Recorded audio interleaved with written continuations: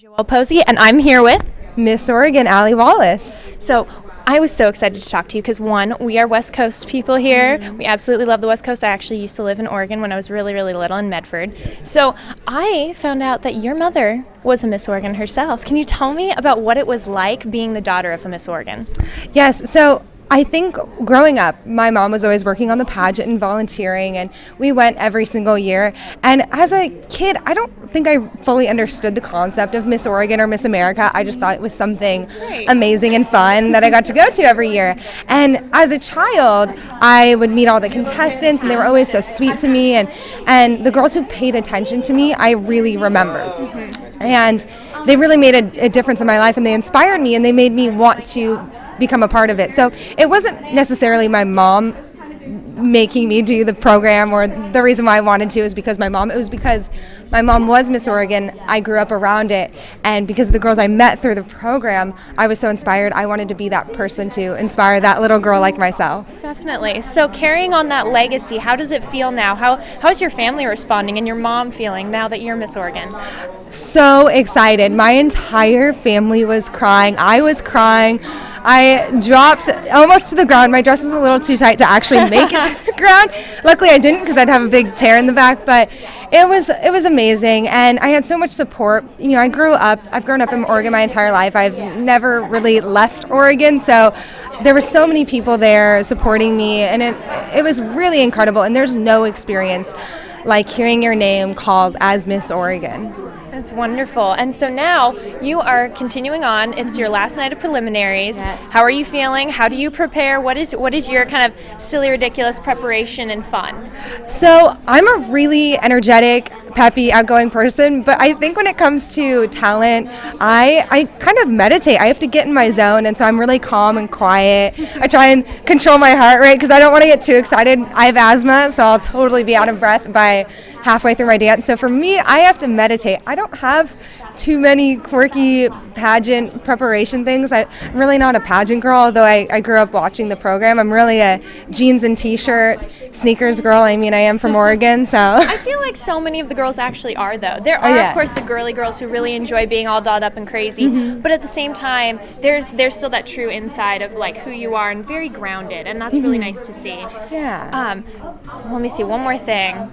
What should be if there is one question you want me to ask or something you'd want to say for the interview, what would it be?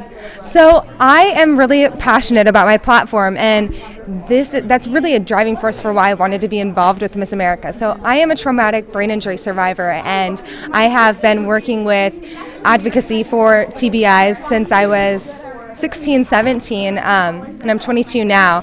And it's something that's really touched my heart because it's not something we talk about, and it's a really serious injury that people take for granted. And your brain is the control center of your entire body. And if we're not taking care of the most important part of our body, then what's the point in doing anything else to, help you live a better life? So that's why it's really important to me that I am representing the traumatic brain injury community as someone TBI survivors can look up to and say, wow, life does get better. You do recover. And then also that person to share the word of how serious these injuries are. Definitely. And how was your recovery process? Is there something that you've really taken away from that experience that you share in when you're discussing this with anyone? Yes. So for me, I have a lot of different effects that have stuck with me since my traumatic brain injury, and it does get hard, and I do struggle, and there are times that I cry, and I wish things had been different, but it's important that I reflect and I realize that this happened for a reason. And I believe it happened because I was meant to advocate for those who can't, speak for themselves and can't stand up and can't find help because they're, wheelchair bound, or they have lost their way of communication and, can no longer speak or control the rest of their body. So although it does get tough, the biggest thing for me to remember and keep in mind is that it happened for a reason, and I am blessed that I am able to walk and talk and do things like before. And be here on the Miss America stage tonight and perform your talent. Yes. What a wonderful megaphone to be able to get out your message and your story. Exactly. And tell me a little bit about the town that you're from and how they're feeling right about now.